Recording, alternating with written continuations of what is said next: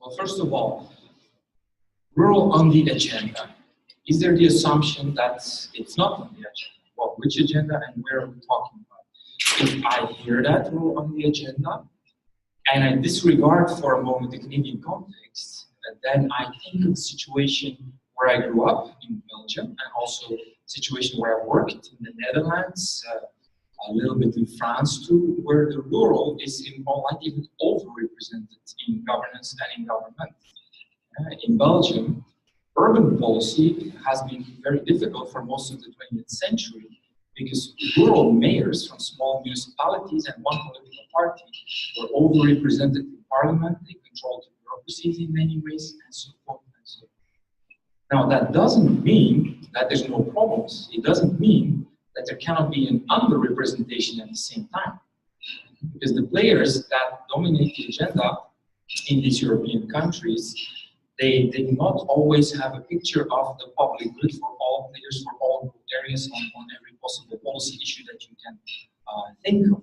So that is very well possible too, and I think also maybe a nice point of discussion that there can be over-representation and at the same time under-representation. It depends on the government's context. Another issue that has been touched upon here already, and is of course definitely not new for many of the researchers and the policy analysts here, is that many of the issues are not addressed by policies with the label rural. And in the other direction, many of the policies and plans, and we can add laws, of course, that have an impact in rural areas do not necessarily carry that label of rural. And that is not necessarily a problem too. These things can be labeled and institutionalized in various ways, and then that form of labeling and institutionalization has to be assessed, not just the presence or absence of the label rural. Therefore, we argue, and I don't think this is very different from a number of the voices I heard at this conference, that rather than focusing on the labels, it's really more important to look at the issues that we encounter in rural areas, how they're different, how they're similar in different rural regions, and if there are policy tools in place already to deal with that or not. Then, in parallel, we have the different understanding and labeling of rural itself, which goes beyond the realm of academics and also beyond the realm of cultural differences. This is, for example, Tbilisi in Georgia, the little country of Georgia. That is the capital, but it's a very rural capital in every possible sense, because it's entwined and tangled with rural livelihoods in many different ways. So I don't have time now to detail that. But it is important, I think, to highlight here that these different semantics are not always just semantics. That is very well possible that different forms of thinking of, speaking of, understanding rurality are linked to different forms of organization. So that's why we emphasize there at the bottom of the slide that we need to study the entwining or the entanglement of organizational and cognitive factors. Instead of organizational, you can also say institutional. Because of those initial observations, we would argue that it's really important, or at least really useful, to understand the governance path of certain communities and certain rural areas before advocating for more rural, less rural, this type of policy needed, that type of policy, and so forth. This happens in many parts of the world and in many policy domains and many disciplines, that there's an assumption that we need to do more of what we do, and that's the solution. I teach in planning. Many of my classes are in planning, rural planning, urban planning. The assumption of many planners is, and of the whole discipline, that fixing planning problems is hiring more planners and doing more planning. And the best country for planning is supposedly the Netherlands, because there's so many planners and they have so much power. That's a very tricky way of reasoning, of course, and I don't think we're really stepping into that trap, but we have to be quite cautious with that. So governance itself is also not just the way things are organized, the participation of actors, the production of institutions, but that too has a cognitive side or discursive side. You can say, and understanding those two sides helps them to see what kind of advocacy might be more useful. In the case of the Netherlands, which I like to use to show that it's not as perfect as they see themselves and as they project themselves to the rest of the world. There too, when I studied there a long time ago, they never told us that what was seen as planning was basically one way of organizing the cities attached to the power position of certain ministries, linked again to a division of the regions between different political parties.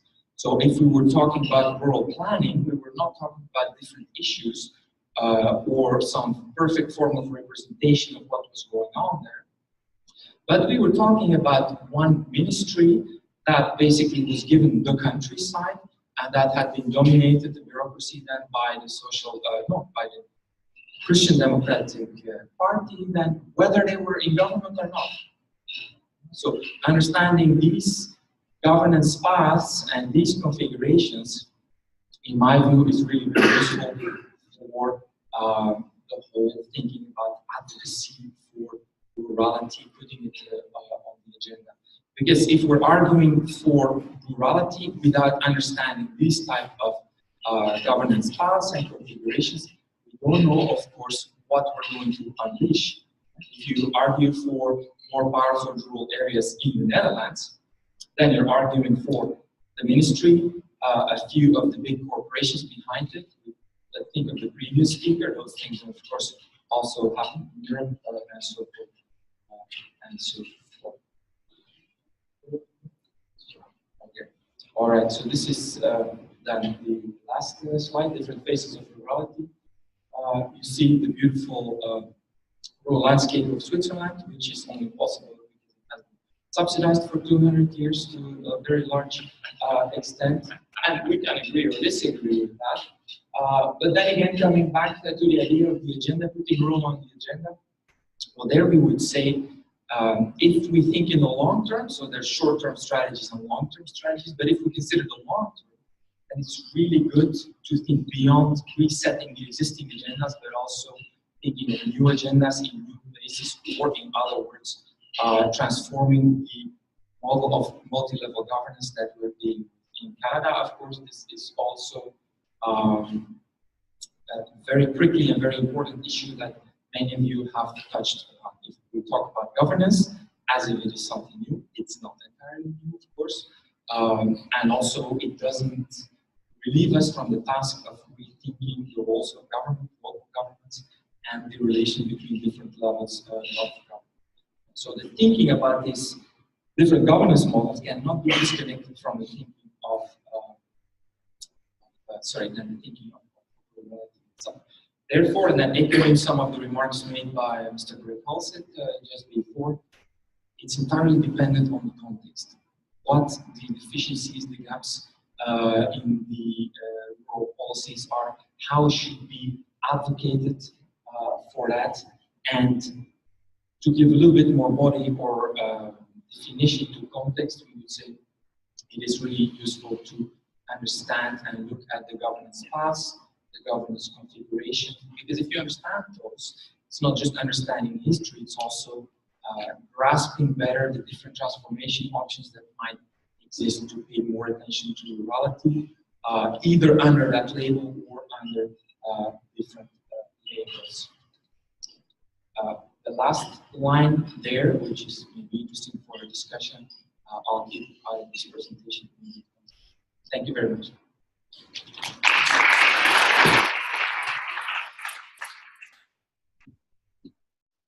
Thank you so much, Kristof. All right, next we have Jane Atterton from Scotland's Rural College. Dr. Jane Atterton is Manager and Policy Researcher in the Rural Policy Centre at Scotland's Rural College, based in Edinburgh. She has been researching regional and rural issues for nearly 20 years, with a particular focus on rural businesses, rural community change, and rural policies and the policy-making process. As well as undertaking rural research projects, Jane's current role involves a range of research policy knowledge exchange activities, ensuring that rural evidence is shared regularly and directly with politicians and policymakers in Scotland and across. Okay, Jane, take it away.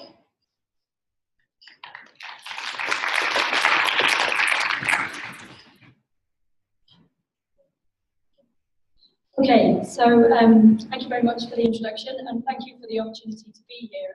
A special thanks to the Rural Policy Learning Conference for something to be able to cover.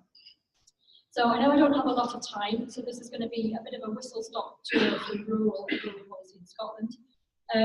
Just very briefly, as Sarah mentioned, I work for Scotland's Rural College, and we are a higher education institute headquartered in Edinburgh, but based across Scotland. So we do teaching work and research work, and also consultancy work across rural parts of Scotland, so a little bit like the sort of extension system in the US. So without further ado, okay, so I wanted to really just cover 5 things briefly today. First of all, we'll talk a little bit about Scotland's geography and how we define rural. As Kristof's already mentioned, that's an important part of the context. Look at the history of rural policy making and policies in Scotland since devolution, so since around about the mid-1990s.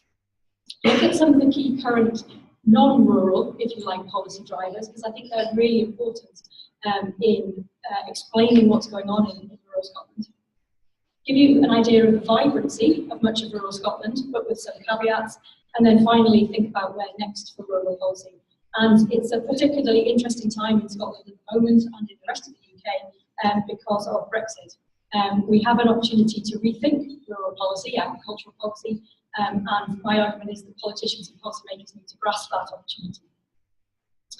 Okay, so in terms of Scotland's geography, obviously Scotland is small in a Canadian context, but Scotland makes up 1/3 of the land area of Great Britain.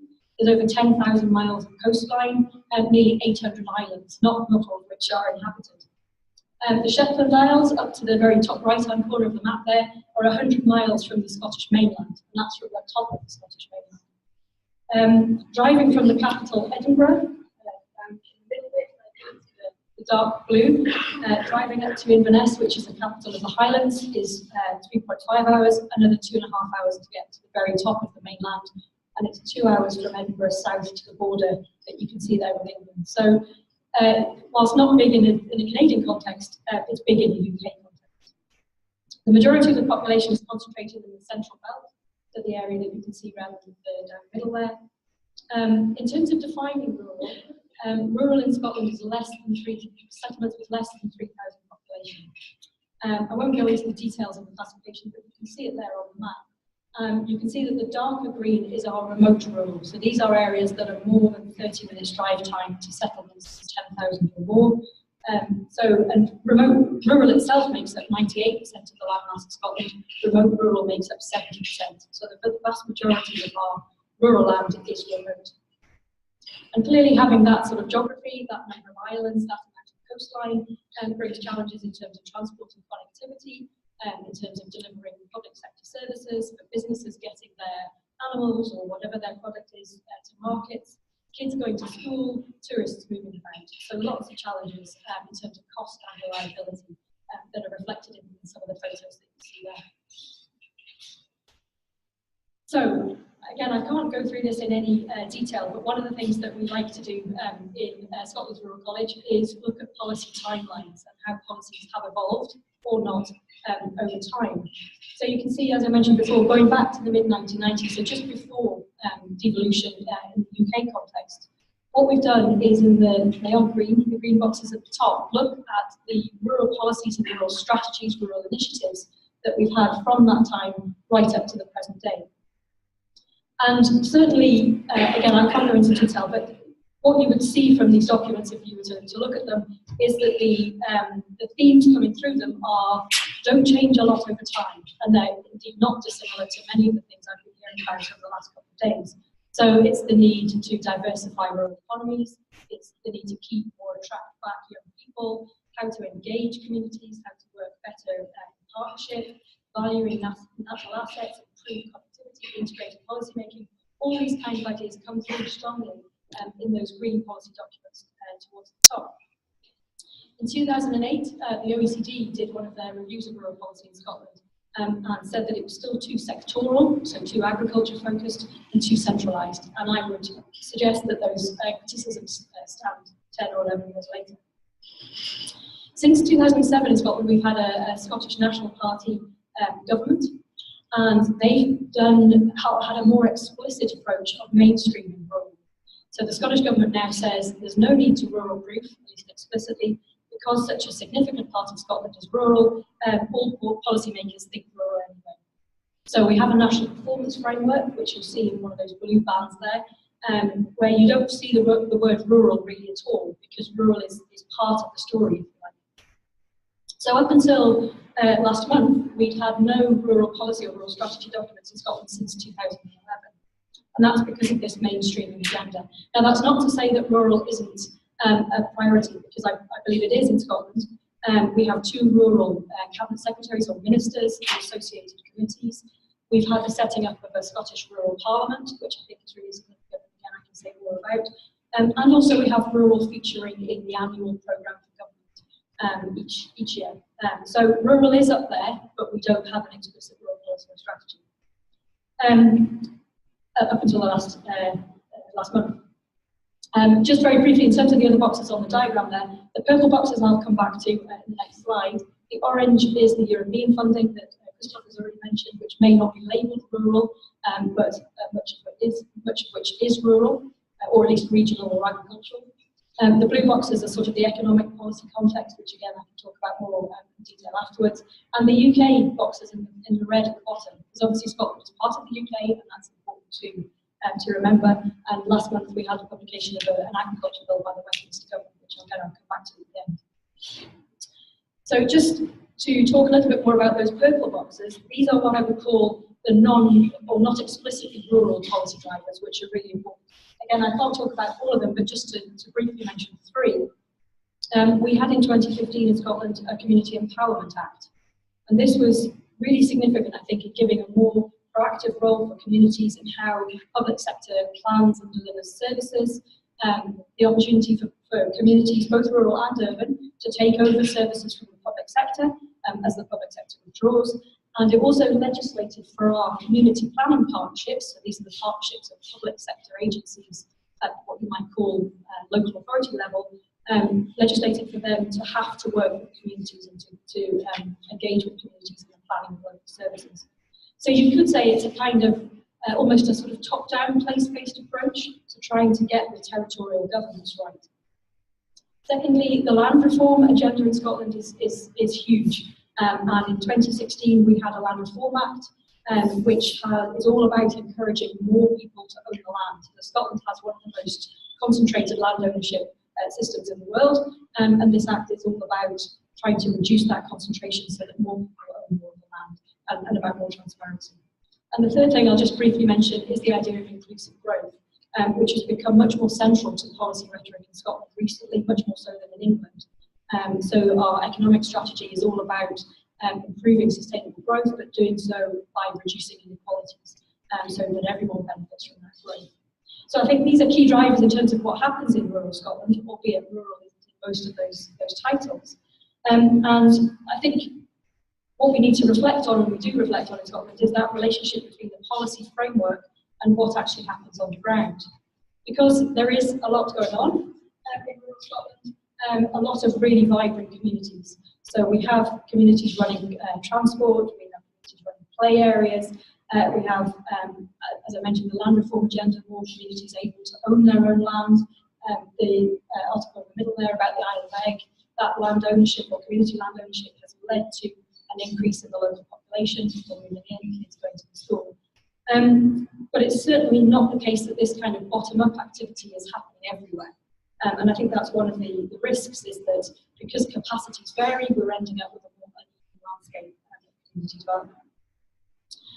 We do have instances in Scotland where we've tried to address that. So Assche 21, capacity for change over on the right-hand side there, were in both cases leader money, so money coming from the European Union, directly targeted at communities that hadn't engaged, as a way of trying to encourage them to engage, with mixed success, I should say. We also have huge challenges. So there's a headline at the bottom there about bank closures, which is a really big deal at the moment. And we have the same sort of challenges I've mentioned that I've been hearing about young people leaving broadband challenges. And you can really question the extent to which the policy framework that I mentioned has encouraged or facilitated or led to these kinds of things happening. And I think it's a really interesting debate. Many people, for example, would say that the land reform legislation is too complicated. It's actually putting off communities from engaging because they can't use that as a mechanism for buying the land. So there's this link between what's happening locally and what the policy context there is really important. And also we've got the austerity context. You could argue that actually the Community Empowerment Act is more about austerity and public sector withdrawal and the need for communities to take over. So just very briefly in terms of where next, as I mentioned, the UK government has issued an agriculture bill, which very much sets out a direction of travel of payments to farmers for delivering public goods.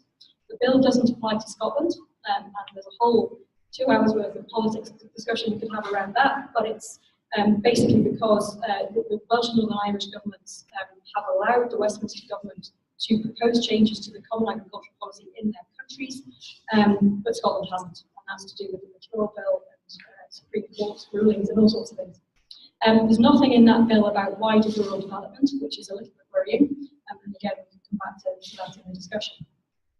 In Scotland, over on the right-hand side, earlier this year there was a consultation around stability and simplicity, and the Scottish Government position is that they want a longer transition period after we leave the European Union, and that's in the context of needing, their argument is needing to give the Scottish agricultural sector more time to move towards a different future because so much of Scottish agriculture is unprofitable.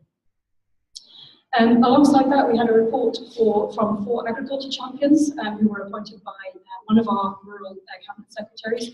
And again, the direction of travel is very much about public goods and public value, but the language is slightly different, if you like, to what we've seen down from Westminster. And then finally, I referred to a document that came out just last month. So the National Council of Rural Advisors in Scotland has just issued a report with their recommendations for future rural policy post-Brexit, and they call for a much more positive narrative about rural Scotland, so less about needs and challenges, much more about assets and contributions. And they said mainstreaming hasn't really worked, we need to improve it, and to do that we need to do much better rural proofing. And there's lots of actions around connectivity and broadband. So I think we have an opportunity now, as I said at the start, to do something different, but we need to build on all of those things that were in that timeline. We need to build on what we can learn from what's happening in other countries, and it needs our politicians and policymakers to be bold to really make those changes, and time will tell whether they are or not. So I think my final slide is just some acknowledgements to the Rural Policy Learning Commons and the Scottish sources of funding for the research that sits behind this. Thank you.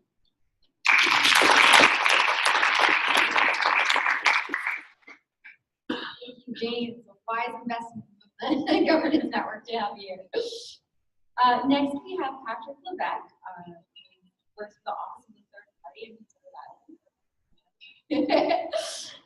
Patrick is a senior researcher with the Office of the Third Party at the Legislative Assembly of Prince Edward Island, where he provides research and policy support to politicians on a wide variety of issues. He is also a candidate in the Master of Arts in Island Studies program at the University of Prince Edward Island, where he is exploring the issues of governance in small and peripheral places, including rural regions and islands. He was our first RBLC policy fellow with the Rural Governance Network, and is an active member of the Revitalization Foundation.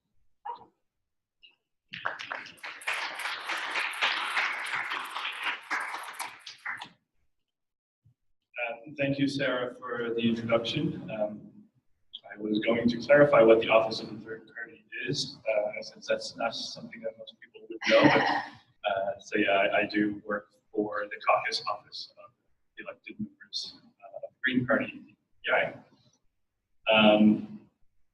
My talk will be to focus in a little bit on more so the higher political discussions about rural in Prince Edward Island.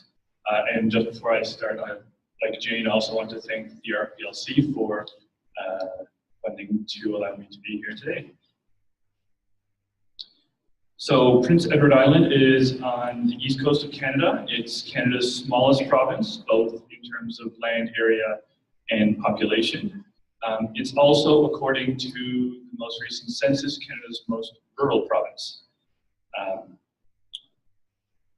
But the statistics in the table here show that rural PEI is changing.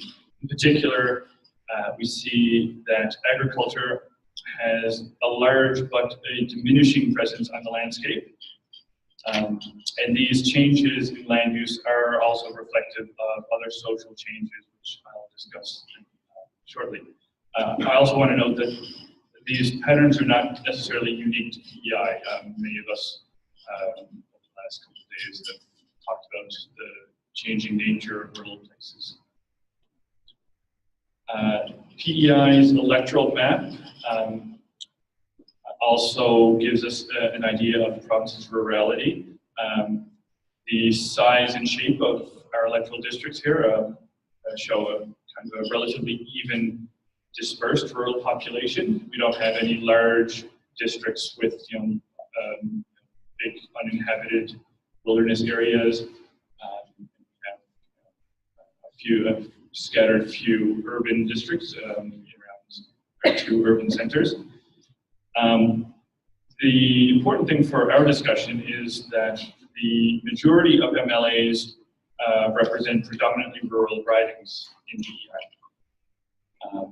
And it's also important to know that that has always been the case in PEI. Rural has always dominated politics. Though, as the previous slide showed, that is changing somewhat. So the question is, given that PEI is arguably a rural province and the majority of our politicians are rural, is rural on the agenda? Is it really a political priority for our decision makers? So to answer this, I'll have a quick look at some of what drives politics in our province. So PEI politics was historically dominated by what David Milne, former political scientist at UPEI, called the garden myth. And this was a sort of dominant collective identity that centered on a very sort of bucolic and pastoral vision. It was often associated with what still gets referred to often as the island way of life. The garden myth very much shaped attitudes and rhetoric in politics. And we see common phrases like the million-acre farm, the garden of the Guelph, and this makes its way into our promotional brands, like the Garden Province and the Gentle Island, and a couple of examples of some license plates. These are from the 60s, in which we see that garden narrative very much reflected. So this garden myth dominated politics, and the quote here from former Premier Walter Jones, or Farmer Jones, as he liked to call himself, really was typical for the time, the attitudes at the time, and reflects a sort of a privileged place for rural in the province's identity in politics. However, major economic and social developments in the 1960s and 70s in particular had a pretty substantial impact on island society and changed the supremacy of, or challenged the supremacy of this garden myth idea in politics. This is kind of pretty well illustrated here in the quote from Premier Alex Campbell, who supervised or led the development plans. And it describes the traditional sectors as, instead of sort of deference to agriculture and rural areas, it describes them as sort of special interest groups with sort of excessive demands that government had to play a role in tempering or resisting against those. The other quote here is from the 2015 State of Rural Canada report. That's been referenced here, I think, a couple of times. And that points to part of the reason for this shift. in particular pointing to the changing nature of agriculture, which again is not unique to PEI, but is sort of changing our collective identity. The license plates here are from the mid-2000s, and the images we see on them are much more reflective of modernity than the Garden Myth, and in particular, the second one there with the Confederation Bridge.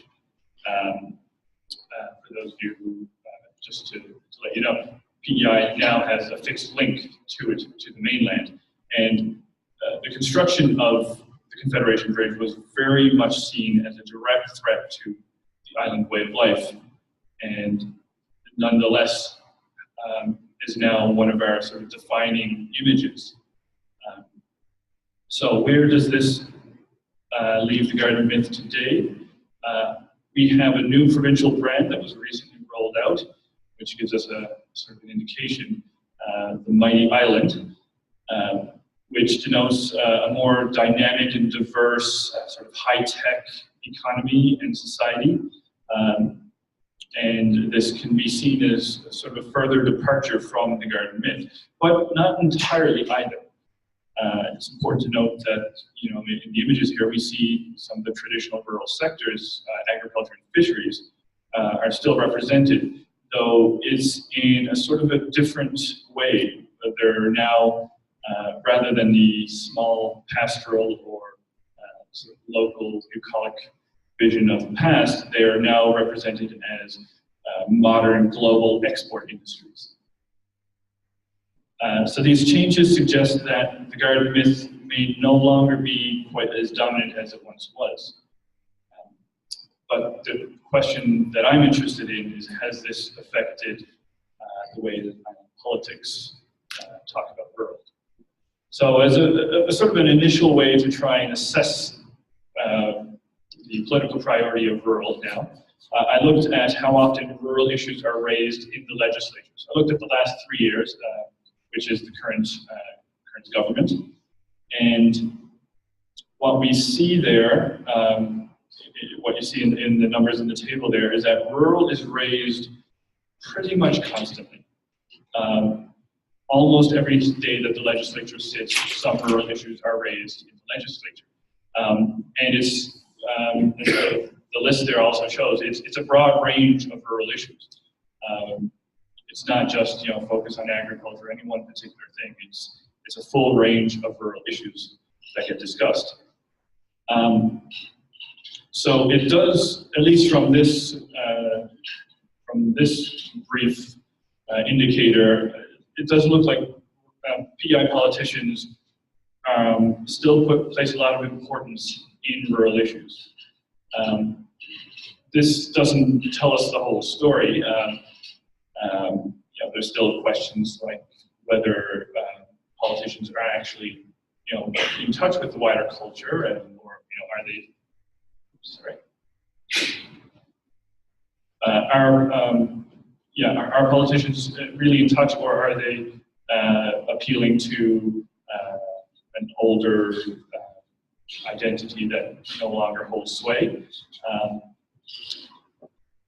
There's also the question of whether this attention to rural issues actually has an effect on rural policy. You know, does it actually translate into action and improved outcomes? So when we look at, and this is taken mainly from the State of Rural Canada report that I mentioned earlier, and also some government reports recently, really what we see in summary is that despite the heightened attention, political attention to rural, rural PEI really still faces a lot of the same challenges that we see in other jurisdictions. You know, we still have no formal rural policy, although from some discussions that were had in earlier sessions today, there's the question sort of rising out, is that the best way to go about it? Do we actually need an overall rural policy? This might be an interesting point for discussion today. we also have a lot of recommendations from commissions and studies that have never been implemented. So even when some policy work is done, it doesn't necessarily translate to action. So a closing thought on this. This is not meant to be a thorough review of or analysis of the situation, but just an initial look. So my sort of closing thought is that even if we get rural on the agenda, we make it a high priority. Does that make an actual difference to rural policy? And ultimately, I think what our goal for all of us here, does this actually improve the well-being of rural communities? So I think it's important to keep these sorts of questions in mind when we're talking about putting rural on the agenda. Is rural being on the agenda enough to improve well-being? I'll leave it at that. Thanks very much.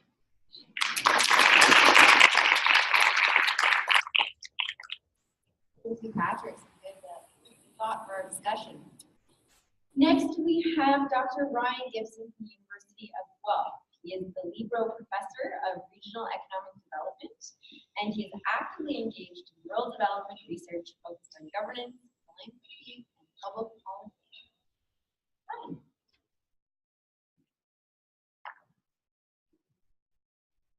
So I went in for dinner last night with a friend and shared the title of my presentation, and she said, no one's interested in that. She said, you should change it to a scavenger hunt for multi-level collaborative governance. It sounds like there's chocolate at the end of this task.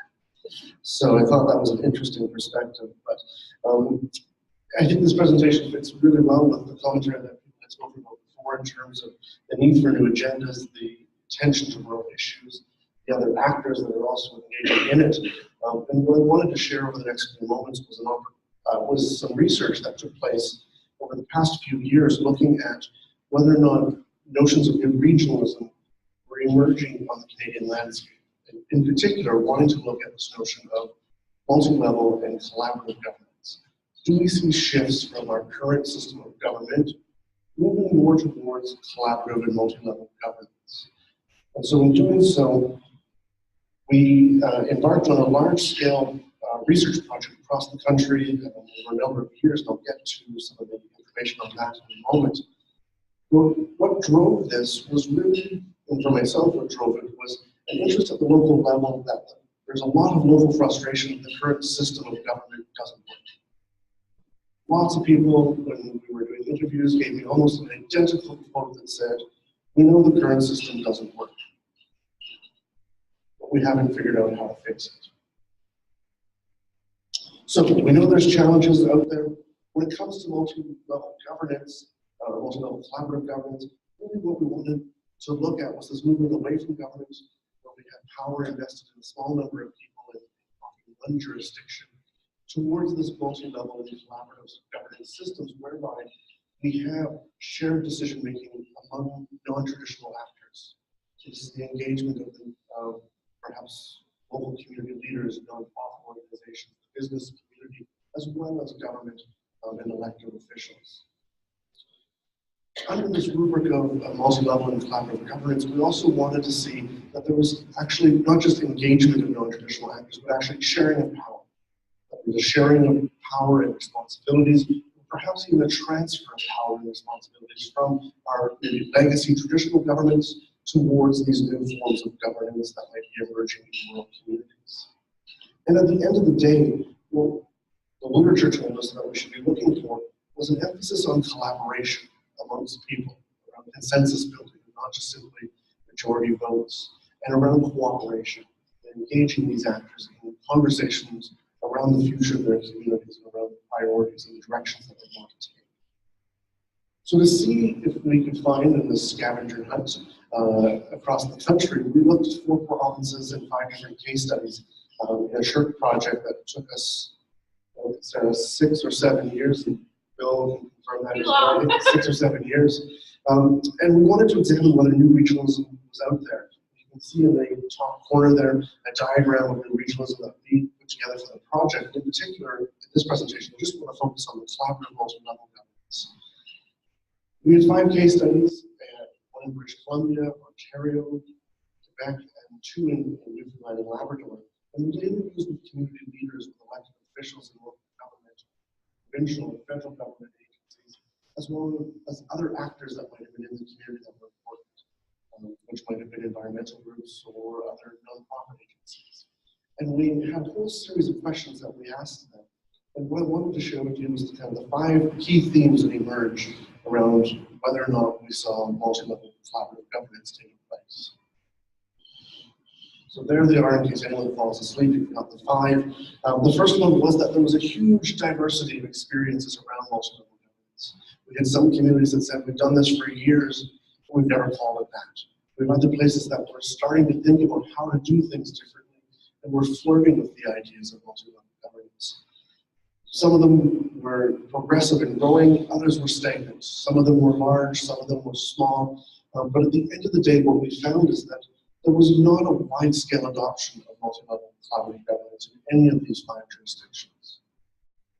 There were pieces of it in different areas that might have been there where they were working, and power might have been shared, or responsibilities have been transferred. But as a kind of an entire concept, we didn't see it happening the way that we might have saw it. The second was the notion of a governance conundrum. And this was something that was very interesting that we found in every single province, was a recognition of the potential for collaboration, with people on the ground saying collaboration and governance is what we should be doing. It's really important, it's valuable, we can see the benefits, and then we'd say, hey, and are you doing it? Well, no. So we had, at the local level, at federal levels, at provincial levels, people saying, we see the value in doing it, we want to do it, but we don't do it. And they gave us a number of reasons why. Some of them were related to the lack of human capacity. Doing governance is much more time-intensive than government, so they may not have the human capacity to do that. They also spoke about limited levels of trust between the actors. And that was a hindrance to wanting to embark on a new relationship. There was also a number of commentaries of, I don't like the mayor of the neighboring community. I don't trust them. They cheated at hockey. And a variety of these other comments that demonstrated that regional competitiveness that was standing in the way of collaboration. But we saw many communities saying they understood the value of collaboration, they wanted to do it, they should be doing it, but they don't. The third finding that came out of the research we were looking at was almost universally across the country was that communities were suggesting and demonstrating that they are having increased responsibilities placed upon them, whether it's around the environment or infrastructure or education or even natural resource management, but they've not seen any increased response or any increased resources to actually manage that new responsibility. I had one interviewee from Newfoundland who called it a bit of a dramatic comedy where he thought that new responsibilities would come with new money. He foolishly thought, every month there'd be a check in the mail for taking on these new jobs, and it never came. But he said foolishly for 2 years he waited by the mailbox, thinking, clearly the government would send more money if they asked for more responsibility, and that wasn't the case. So we did see some exceptions to this. An interesting story that emerged in the province of Quebec in Lévêque, where one set of interviews and described a situation where the government of Quebec has actually invested in process, invested in bringing people to the table to figure out regional priorities and actions and strategies, but yet described with frustration that there was actually no money to implement. They had money to come together and to start building some trust and some collaboration, but when it came to actually implementing any of their action items, they had no financial resources to do so. And at that time, many things actually stalled because we couldn't get to the next level. The fourth key thing that came out of here was trying to overcome some of the institutional challenges that were inherent in the system, trying to move towards multi-level collaborative governance. And this movement requires transformations in both processes and programs in both government, senior levels of government, federal and provincial, but also the local level. We don't have mechanisms that allow governance to fit in, whether that's applying for funding, whereby we say there must be an applicant on an collaboration and multiple communities can't work together necessarily, or it might be around how we measure the success of projects and whether funding might continue. Knowing that multi-level and collaborative governance is around trust and relationships, there's a huge amount of time needed to build those attributes, and that often doesn't get accounted for in project-based funding models. At the end of the day, when we were looking at these institutional challenges, there were 4 big ones that emerged. One, and I'm sure no one's going to be surprised, was the past history around amalgamation that said we don't want to cooperate, we've been burned by this before, once bitten, twice shy. The second was around volunteer burnout. The notion of moving away from government and moving into more governance processes relying more heavily on volunteers, and those volunteers in many of the rural areas were already tapped out, doing their core mandates, and taking on new responsibilities was beyond their capacity. The second was that there was also a misunderstanding about what governance meant and how we actually get there. And so many people have difficulties or express challenges about how we get there. And the other was some unequal power dynamics between rural communities and the urban or even large or medium-sized neighbors. I think it was in Rimouski where there was some rural communities saying they're involved in planning, they're engaged with the city of Rimouski, but at the end of the day, Rimouski has 7 votes on the regional council and they have 1. So there's an unequal power distribution at its core.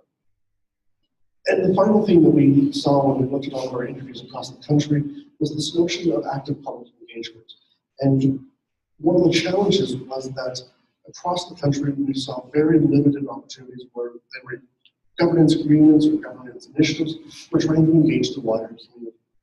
In many instances, some mayors and other community leaders that said, no one outside of this table knows we exist.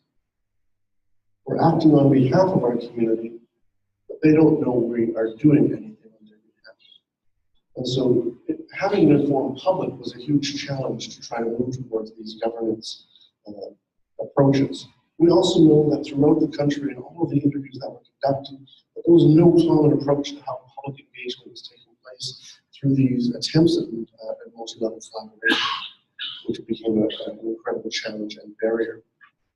So in terms of this, taking all of this and trying to think of some implications, as I said at the very beginning, the notion of multi-level collaborative governance is essentially in its infancy.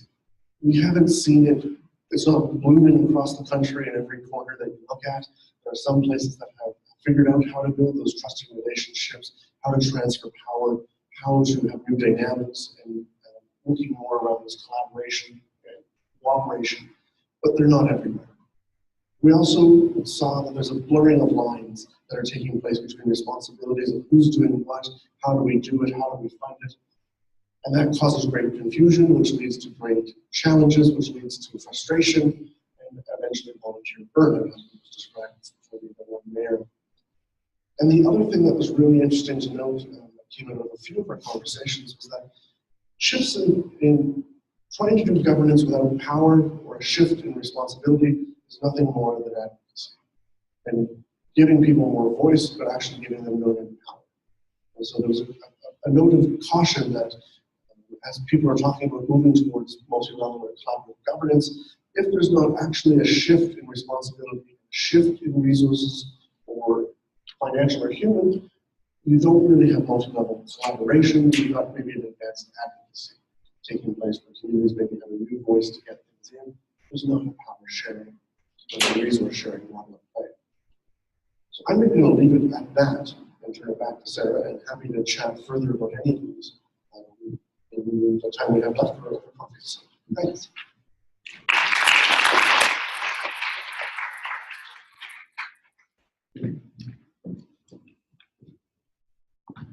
Great. Well, thank you to our panelists. That was really an excellent discussion and excellent presentations and perspectives. I really appreciate it. I hope everyone in the room, as well as everyone online, also enjoyed the presentation. It will be available on the RPLC YouTube page, as well as the website in about maybe a month's time if you'd like to watch it again.